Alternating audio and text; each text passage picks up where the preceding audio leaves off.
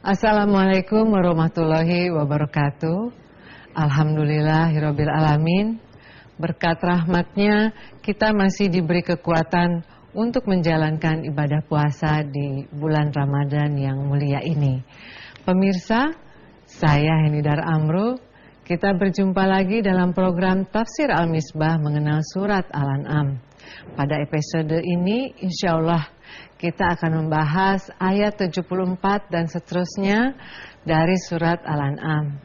Ayat-ayat ini antara lain menerangkan proses pembelajaran tentang keesaan Tuhan oleh Nabi Ibrahim alaihi salam. Selengkapnya penjelasan ayat-ayat ini akan kita simak bersama narasumber kita Pak Quraish Shihab. Selamat pagi Bapak, apa kabar pagi ini? Alhamdulillah. Alhamdulillah. Dan pemirsa, kita juga akan ditemani oleh ibu-ibu dari pengajian At-Tauhid Puri Bintaro Hijau, juga pengajian Al-Muhajirin Bekasi, dan pengajian Ar-Rahman Pondok Indah, juga pengajian dari Lentera Hati. Saya mau menyapa dulu. Assalamualaikum warahmatullahi wabarakatuh, Ibu. Terima kasih sudah hadir di sini bersama kami. Baik, kita langsung saja untuk Pak Quraish Shihab memberi penjelasannya. Silakan, Pak. Baik. Bismillahirrahmanirrahim. Pemirsa, ibu-ibu, tidak ada bapaknya ya. Oke, ibu-ibu. Bapaknya sendiri, di rumah. Bapak paling ganteng. Bapaknya di rumah. Oke. Kita akan bahas ayat 73, berbicara tentang Nabi Ibrahim. Bagaimana proses yang beliau lalui sehingga menemukan Allah dan keesaannya.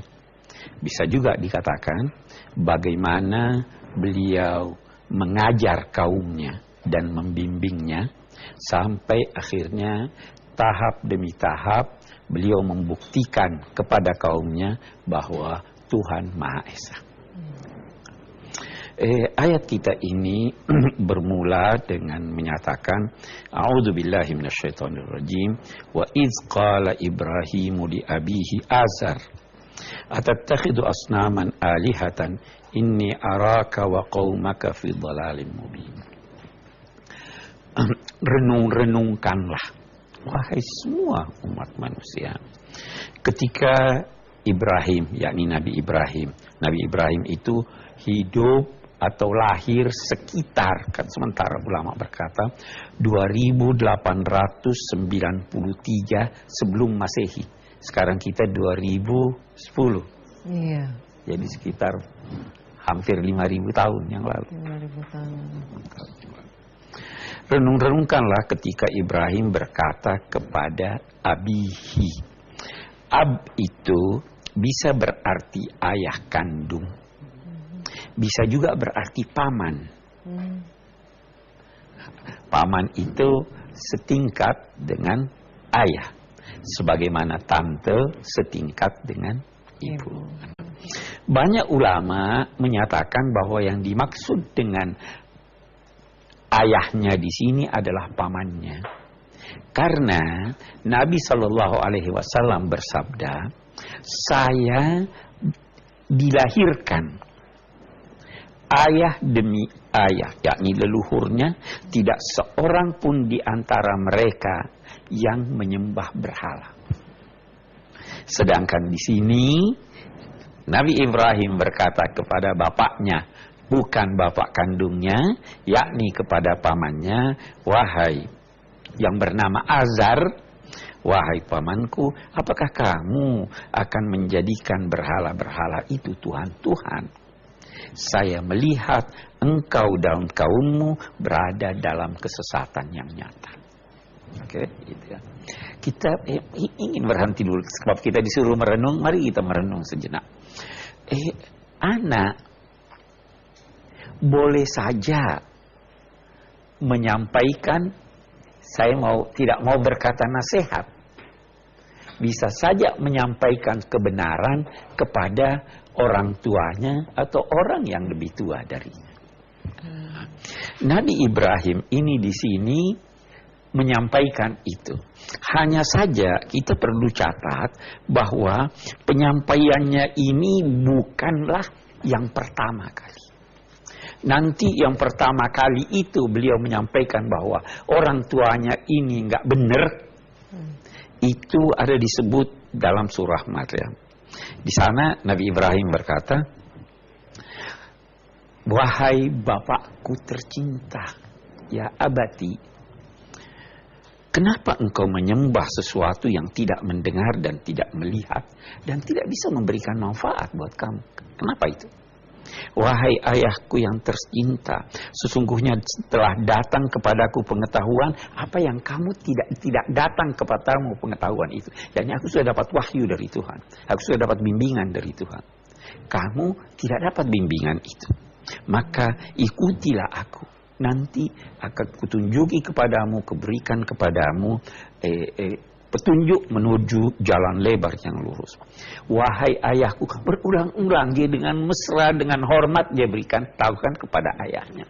Begitu cara seorang menyampaikan kebenaran kepada orang yang lebih tua dari dia. Nah, ini ayat saya kembali berkata, renungkanlah ketika setelah berulang-ulang Nabi Ibrahim menyampaikan kepada ayahnya, renungkan ini. Ketika dia berkata kepada Azar, apakah kamu menjadikan berhala-berhala itu sebagai Tuhan? Pamannya itu pembuat berhala sekaligus penyembah berhala, dan kaumnya menyembah berhala juga menyembah bintang. Kaum Nabi Ibrahim itu menyembah bintang. Nah, lanjutan ayat kita lihat, wa kadzalika nuri Ibrahim malakutas samawati wal ard liyakuna minal muqinin. Sebagaimana kami memberi bimbingan kepada Nabi Ibrahim untuk menyampaikan kebenaran kepada orang tuanya, sebagaimana itu, seperti itu juga kami menunjukkan kepada Ibrahim malakutas samawati wal ard. Apa artinya malakut? Malakut itu kalau kepemilikan mutlak yang ada di tangan Tuhan itu dinamai apa yang dimilikinya itu dinamai malakut. Jadi kepemilikan mutlak, kekuasaan mutlak. Karena itu kata malakut tidak digunakan kecuali buat Tuhan. Demikian juga kami menunjukkan kepada Ibrahim kekuasaan mutlak kami, kepemilikan mutlak kami di langit dan di bumi. Agar supaya dia menjadi salah seorang yang yakin. Oke. Kita lihat yakin. Apa sih artinya yakin? Sama yakin dengan percaya. Beda ya. Yang beda, ya toh. Yakin dulu baru percaya, atau percaya dulu baru yakin. Percaya baru yakin. Jadi jangan berkata saya yakin dan percaya. Katakan saya percaya dan yakin. Apa bedanya sekarang?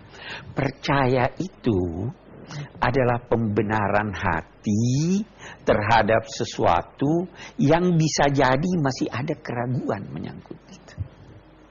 Tapi kalau yakin, itu pembenaran hati, tidak ada lagi keraguan setelah sebelumnya ada keraguan. Jadi Tuhan tidak yakin karena tidak pernah mengalami keraguan. Kita ini yang yakin kalau sudah mantap apa yang kita percaya. Saya kira itu. Oke, baik. Pemirsa, kita akan lanjutkan kembali.